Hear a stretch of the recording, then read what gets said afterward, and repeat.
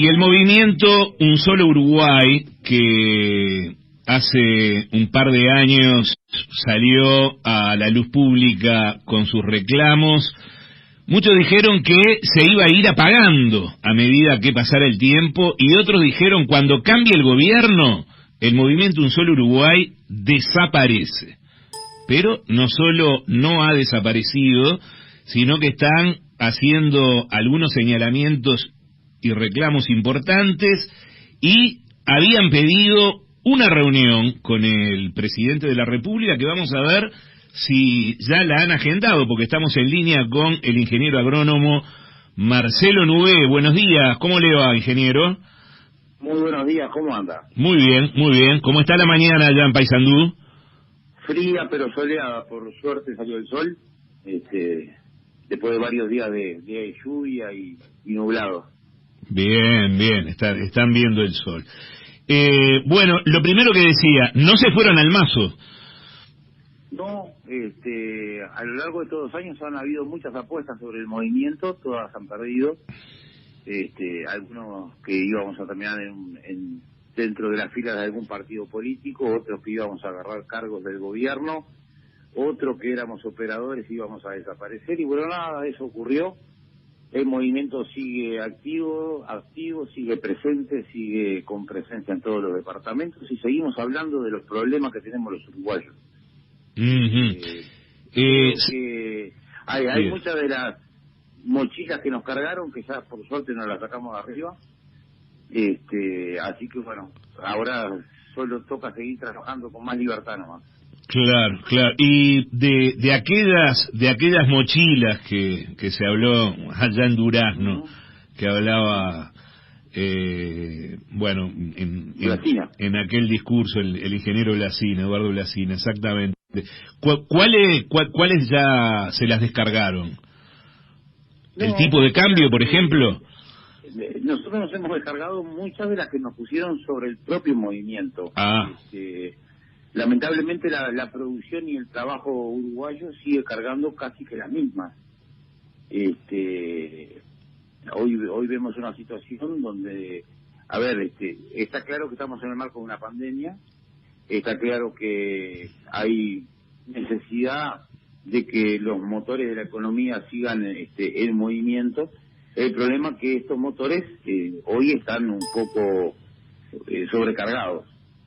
Necesitamos sacarle carga para que puedan arrancar, y un poco eso es lo que hemos planteado en este último flyer o esta última comunicación, en la que dicen que todavía no se han podido reunir con la ministra de Economía. Bueno, nosotros ahora por suerte para la semana que viene ya estamos agendando una reunión con la ministra para hablar de algunos cambios necesarios y algunas medidas necesarias para reactivar los motores. Una reunión que se demoró más de lo deseado, pero que bueno, en fin, al final se concreta, y queremos ir a hacer nuestros aportes. Acá Uruguay tiene mucho para cambiar, algunas cuestiones que son menores, pero que hacen mucho para el emprendedor, para el empresario uruguayo, como son medidas vinculadas a las tarifas públicas para algunos sectores como el comercio. Todos sabemos que cualquier almacén, cualquier kiosco o cualquier comercio paga unas tarifas públicas muy por encima de lo normal. Una tradición que viene de hace muchísimos años en Uruguay, la tarifa comercial, que nadie tiene muy claro cuál es el sentido de que una tienda de ropa que tiene un baño pague más agua que una familia que tiene una casa con jardín. Sí, es inexplicable. Es inexplicable, y esas cosas, en realidad hoy en una situación de incertidumbre, de mucha baja en la venta, hace que mucha gente no quiera abrir su tienda o que vea el riesgo de tener que cerrar su almacén. Entonces, parecen cosas menores, pero que hacen al empleo, porque eso hace que el almacenero tenga que cerrar y que al mismo tiempo la persona que trabaja con él se quede sin trabajo. Entonces hay medidas que son menores que en realidad son de gran impacto para la gente que sufre esos costos. Nubé, ustedes hablan también, entre otros puntos, de una política de repatriación de capitales. ¿De qué capitales se pueden repatriar? A ver, según los cálculos que en un momento habló el exministro Astori, hay entre capitales bien habidos de uruguayos que sacaron hacia afuera o que lo tienen en su casa, hay entre 18 y 20 mil millones de dólares. Por la normativa que hoy tenemos, esos capitales no pueden volver a reinvertirse acá. Entonces podemos hacer como hizo Brasil o Argentina en su momento, marcar un plazo donde la gente pueda blanquear esos capitales, sí, pagando un impuesto que habrá que conversar qué porcentaje es, y de esa forma podemos retomar capitales para que vengan a invertir, capitales propios. Ahí se habla de que se puede llegar a un 40 o un 50% de repatriación de esos capitales. Es mucha plata para Uruguay. Sí, una fortuna. Implica que aporten un impuesto que permitiría momentáneamente bajar el déficit fiscal, y que además vengan a invertir y a generar trabajo acá. Entonces nos parece importante por lo menos ponerlo arriba de la mesa, conversarlo, porque en aquel momento Astori decía que no se podía hacer por un tema de imagen de Uruguay. La coyuntura actual es completamente otra, una pandemia, una crisis mundial, la imagen ya es otra. Entonces uno puede aprovechar esta buena imagen que tiene Uruguay hoy para decir, bueno, necesitamos el apoyo de estos capitales y emprender con esto y poderlo dedicar a inversiones con una visión de desarrollo para el país, poder trabajar desde, no sé, viviendas sociales, los liceos que en su momento el Partido Colorado había comprometido como actividad de campaña y que tan necesario es para la educación, o lo que entienda el gobierno que aporta al desarrollo del país. Claro. Entonces, sí, poder hablar eso de estas está cosas, trazado, poderlo poner arriba de la mesa, sin prejuicios, nos parece que es fundamental para poder buscar salidas a esta crisis. Ingeniero, ¿qué es el cupón cero? Allá en el año 2002, con el endeudamiento que había en el sector agropecuario, se tomó una medida que es la siguiente. A ver, un endeudamiento que hoy es mucho mayor en toda la economía, ¿no? Hay muchos sectores que están sobreendeudados, que si hoy los rematan, los bancos no recuperan lo que les debe. El cupón cero en su momento fue, quiero tratar de seguir el gráfico, es una herramienta financiera que es complicada. Póngale que usted debe 100. Sí. Y dice, bueno, yo voy a recuperar esos 100 dentro de 20 años. Entonces, descuento los intereses que hay hoy bancarios de esos 100 y digo, bueno, si usted me pagara hoy, me tiene que pagar póngale el 30% de lo que me debe, de esos 100. Y vamos complementando ese monto a lo largo de los 20 años con ese componente de intereses. En definitiva, el banco recupera el capital prestado, la empresa o el empresario, o inclusive, no sé si no hay que hacerlo a nivel familiar, logra aflojar un poco financieramente y cumple con sus compromisos. ¿Sí? Porque si no, acá lo que vamos a terminar viendo, y que cada vez se ven más, son con remates judiciales donde los bancos tratan de recuperar lo que pueden de lo que se les debe. Claro. Entonces, y al mismo tiempo, la persona que tiene un camión que se lo remata, me queda sin su trabajo y sin su fuente de ingreso. El que tiene una chacra se la rematan y se queda sin su medio de vida. Entonces, nos parece que hay que buscar herramientas que permita que la gente siga en actividad, los bancos en el largo plazo recuperen su dinero, y amortiguemos esto sin costo social. Sí. Nubé, ¿cómo vio el episodio del desvío de fondos en la Dirección Nacional de la Granja? Lamentable.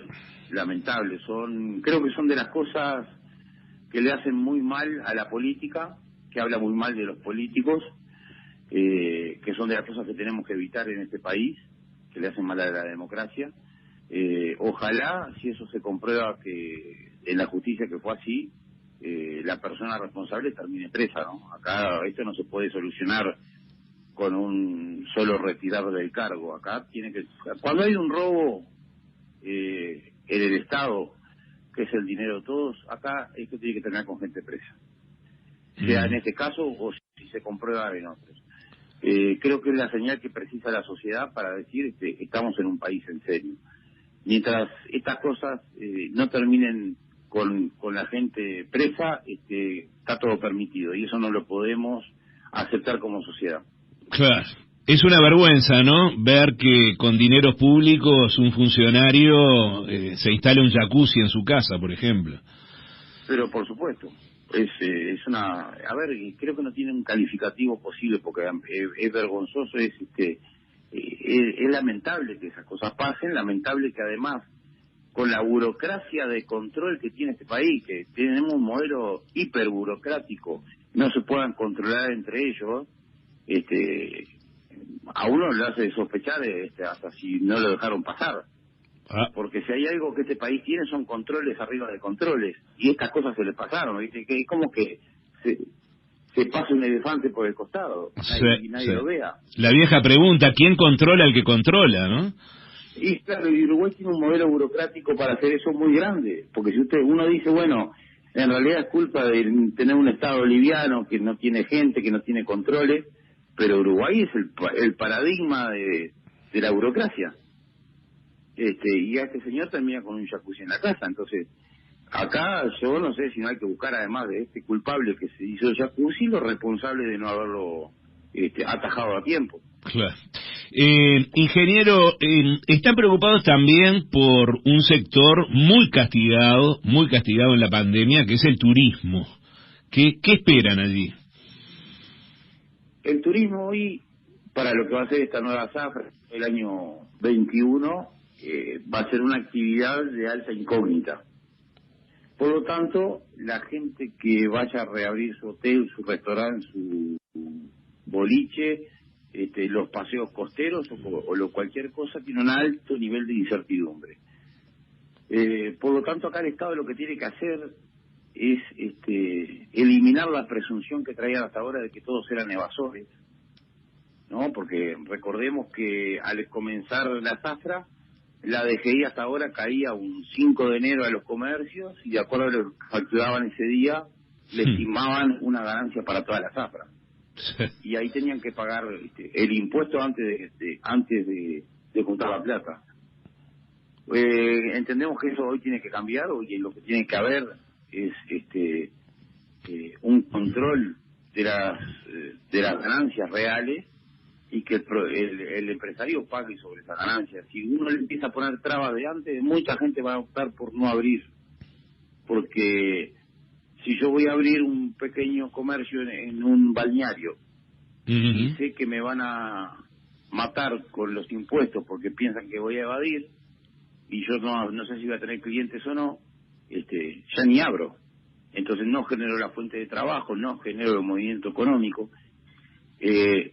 Las intendencias tienen que sí o sí durante un año eliminar todas las tasas y permisos con unos costos siderales que tiene, aflojarle a la gente que quiere arriesgarse, porque hoy el turismo es una actividad de alto riesgo. Por lo tanto acá necesitamos que el Estado una vez más afloje la cincha para que la gente pueda emprender y dar trabajo. Si no, acá no va a haber fuentes de trabajo posibles. Que nadie va a querer abrir un hotel, nadie va a querer reabrir su restaurante. Eso está muy complicado. No sé cómo está la cosa en Paysandú, pero ayer conversaba con un viajante que, bueno, me nombraba varios ejemplos de varios departamentos que los hoteles están cerrados y que encontrar un restaurante le costaba. Pero por supuesto, porque entre la normativa que hace que un restaurante tenga que abrir con mucho menos gente, con mucho menos posibles clientes, mejor dicho, ¿no? Entonces, girar el servicio para hacer rentable el restaurante es imposible, porque una vez tiene que tener 2 circulaciones de mesas para ganar plata, con el local lleno, y en realidad a uno le cortan a la mitad la cantidad de gente que puede atender, en realidad sabe que su restaurante va a ser inviable, por más que esté siempre lleno, porque tiene poca gente. Entonces hay mucha gente que no está abriendo por esa incertidumbre, porque sabe que abre y le caen un montón de costos arriba de la cabeza que no sabe si lo puede afrontar. Entonces la necesidad es justamente de alentar a la gente que abra, y después el Estado va a ir a ver si le fue bien. Y si le fue bien, le va a cobrar lo que le tiene que cobrar. Ahora, no puede ser que una persona abra un negocio y antes de saber si le fue bien, el Estado ya está pidiendo la moneda. Claro. Entonces, Es muy cuesta arriba, muy cuesta arriba. Va. Es muy cuesta arriba. Mucha gente opta por no correr el riesgo. Exacto, y las cortinas quedan bajas. Sí, claro, porque además sabe qué pasa en este país. Cuando a uno le va mal, en general termina endeudado con el Estado, ya sea con el BPS, con la DGI, con la UTE. Sí, y claro. cuando uno cierra y termina endeudado con el Estado, pasa a una categoría que no existe en ningún lado del mundo. Pasa a ser un desclasado. ¿Por qué? Porque por 20 años no puede abrir nada, por 20 años no puede emprender de vuelta, porque las deudas del Estado son... bravísimo. Es como caer en el clearing. Caer en el clearing también pasa a ser un paria, ¿no? Es peor que caer en el clearing, porque uno queda con esa deuda colgada como por 20 años. Sí. El empresario, si es una persona de 65, 70 años y tiene esa desgracia, en este país no tiene el derecho a jubilarse. ¿Sí? Entonces, cualquiera que hoy le vaya mal y esté en edad de jubilación, si le va mal y termina endeudado, no se puede jubilar. Entonces prefiere no abrir y jubilarse. Y ahí estamos de vuelta poniendo en riesgo la fuente de trabajo. Entonces hay muchas cosas para cambiar desde el Estado, entendiendo que la gente que emprende, la gente que tiene una empresa, la gente que arriesga, en realidad es el que siente a la sociedad. Porque el trabajo se genera desde ahí, la inversión se genera desde ahí, y los impuestos se pagan desde ahí. Entonces, si nosotros a la persona que quiere apostar a dar trabajo, a generar ingresos, a pagar los impuestos, le ponemos entre la espada y la pared, lo estamos corriendo. Y ahí es donde vemos que en Uruguay, en realidad, para que vengan inversiones de afuera, hay que darle cuanto beneficio fiscal se pueda, porque saben que si una inversión de afuera tiene que pagar lo que pagamos los uruguayos, no se instala en Uruguay. Claro, mire lo que pasó con UPM. Y UPM le dieron todo. Toda la zona franca. Claro. ¿Cómo han pululado las zonas francas? Han pululado porque en realidad hay empresas que vienen acá porque no tienen que pagar lo que tenemos que pagar el resto de los uruguayos. Si tuviesen que estar en la economía real del país, no se instalaban porque los costos uruguayos son altísimos. Claro. Nugué, están pidiendo también que se les dé financiación para la comercialización de productos agropecuarios. Sí, Uruguay tiene una particularidad. Podemos ir, creo que por cualquier rubro, menos horticultura. Pero si usted vende hoy un animal al frigorífico, se lo pagan dentro de 45 días. O sea que cuando el consumidor final ya comió el churrasco, el productor uruguayo todavía no cobró el ganado. ¿Sí?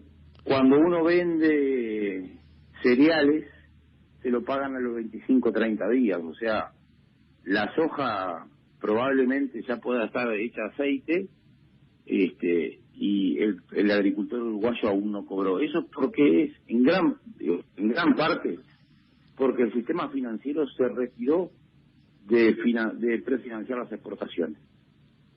Sí, entonces, acá necesitamos un sistema financiero que aporte y apueste a la producción. Necesitamos que un productor ganadero o un ovejero, o inclusive algunos esquemas, algunas empresas lecheras, en vez de pagar a los 30, 40, 50 días, diga, bueno, te pago a la semana. Para eso se necesita prefinanciación bancaria. Y los bancos se han retirado porque es mucho más rentable los créditos al consumo y las comisiones que cobran por el uso de las tarjetas. Entonces acá el Uruguay tiene que cambiar, decir, bueno, muchachos, pónganse a trabajar en producción. Claro. Porque si no, en definitiva, el productor uruguayo es el que tiene que financiar su producción y financiar la comercialización. Se hace cuesta arriba. Sí, se entiende. Nugué, ¿qué está pasando hoy por hoy con la tierra y los valores de la tierra? ¿Le están comprando uruguayos o sigue el proceso de extranjerización de la tierra? No hay uruguayo que pueda en general comprar tierra de forma significativa. No hay, dice. No.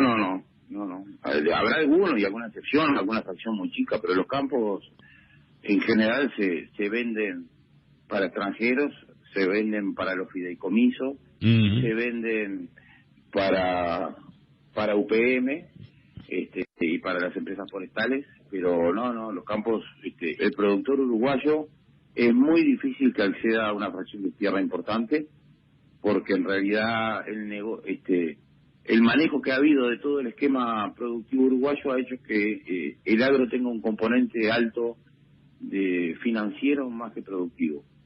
¿Qué quiero decir con esto? Una empresa que viene e invierte en un campo y tiene una rentabilidad del 2% en dólares, tiene más rentabilidad que en un banco. Un productor con ese 2% se muere de hambre. Claro. Claro. Porque en realidad él tiene que mantener su familia, tiene que mantener todos los gastos del establecimiento. Entonces viene alguien con plata, lo compra y lo arrienda. Y si ese arrendamiento le da el 2%, ya tiene más que en un banco. Entonces Uruguay también tiene que buscar un esquema para poder salir de eso. Bien. Bueno, preocupante situación. Volveremos a estar en contacto después de este encuentro con la ministra de Economía o con el equipo económico a ver la receptividad de todos estos planteos. Yo le agradezco, como siempre, al ingeniero agrónomo Marcelo Nugué, referente del movimiento Un Solo Uruguay, por su participación aquí en Puerta de Entrada. Muchas gracias, Nugué. Muchísimas gracias a ti por llamar y como siempre te doy las órdenes, que hablaremos después de la reunión si es posible. Sí, señor. Buen fin de semana.